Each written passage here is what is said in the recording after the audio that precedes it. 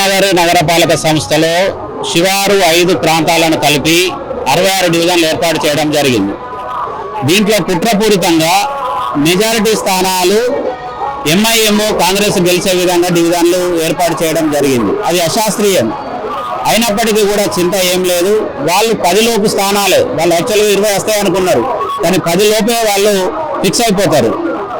అధికార పార్టీలో ఉన్నటువంటి కాంగ్రెస్కు ఒకటే మేము చెప్పదలుచుకున్నది, మీరు మాయ మాటలు చెప్పి అమలు కాని 6 గ్యారంటీలను ఇచ్చి మోసపూరితంగా మీరు గద్దెనెక్కిండ్రు.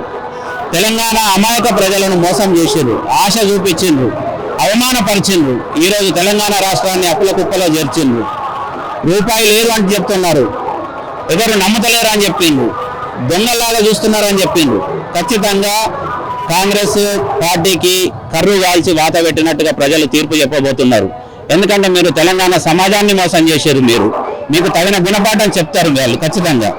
మైనారిటీ సోదరులకు కూడా బీజేపీ ప్రభుత్వము, కేంద్ర ప్రభుత్వం ఎన్నో పథకాలు వాళ్ళ కోసం తెచ్చింది. ట్రిపుల్ తలాక్ కానివ్వండి, వాళ్ళకు ఇతర అన్ని కూడా వాళ్ళకు హెల్ప్ చేసింది.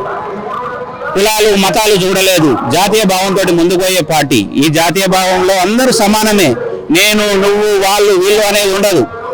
డెఫినెట్లీగా ప్రతి ఒక్క వ్యక్తిని, ప్రతి భారతీయుని కడుపులో పెట్టుకొని చూసుకునేటువంటి పార్టీ, దేశం కోసం ధర్మం కోసం పనిచేస్తున్నటువంటి పార్టీ బీజేపీ పార్టీ. ఈ పార్టీని మనం గెలిపించుకోవాలి, ఈ పార్టీకి మనం అండగా ఉండాలి.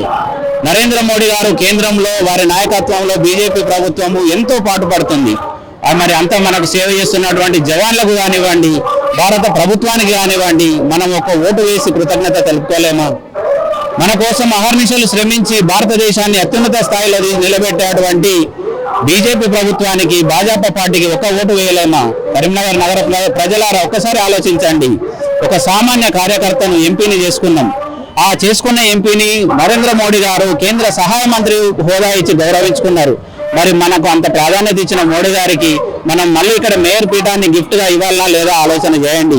మెజార్టీ స్థానాలు బీజేపీ అభ్యర్థులు గెలవబోతున్నారు. మేయర్ పీఠం కైవసం చేసుకోబోతున్నాము.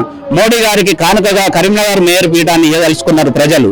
డెఫినెట్లీగా ఈ విజయం ప్రజలందరిది, ఇది బీజేపీ పార్టీది. ఇది అందరి శ్రేణులకు ధన్యవాదాలు. సో ఫైనల్ గా మరోసారి అవకాశం ఇచ్చి ప్రజలు ఆశీర్వదిస్తే ఏం చెప్పాలనుకుంటున్నారు? హ్యాట్రిక్ కార్పొరేటర్గా విజయం సాధించినటువంటి మా కుటుంబము బత్తుల వెంకన్న కుటుంబము. మా తండ్రి గారు కూడా పొలిటికల్ లీడరు. గత 40 సంవత్సరాలుగా మేము ప్రజా జీవితంలో ఉన్నాము, ప్రజాసేవ చేస్తూనే వస్తున్నాము. మాకు తెలిసింది ప్రజాసేవ చేయడం మాత్రమే. మాకు మొదటి నుంచి కూడా ప్రజల ఆశీర్వాదాలు మెండుగా ఉన్నాయి, ముఖ్యంగా మహిళలై. ఆ మహిళలు మా వెంట ఉండి ప్రతిసారి మమ్మల్ని గెలిపించారు. మరి అలాంటి మహిళల రుణం తీర్చుకోవాలి అంటే మేము ఖచ్చితంగా వాళ్ళకు ఒక మహిళా సంఘ భవనం కట్టిస్తా అని మాట ఇచ్చినాము. ఆ మహిళా సంఘ భవనం నిర్మాణమే నా ప్రథమ ధ్యేయంగా ఉంటుంది. నా ప్రథమ సంతకం కూడా మహిళా సంఘ భవనం నిర్మాణానికే ఉంటుంది. ఈ విధంగా వాళ్ళ రుణం తీర్చుకుంటాం మేము. ఓకే అన్న, ఆల్ ది బెస్ట్. మొత్తానికైతే బండి సంజయ్ గారు చెప్పినట్టు ఇక్కడ మీ ఇంత పెద్ద సంఖ్యలో మహిళలను చూస్తుంటే ఆల్రెడీ విజయం దిశగా దూసుకెళ్తున్నారు. సో మేయర్ కూడా భాజపా గెలుస్తుందని అంచనాలు అయితే వస్తున్నాయి. సో ఆల్ ది బెస్ట్ అన్న. థ్యాంక్ యూ అన్న గారు.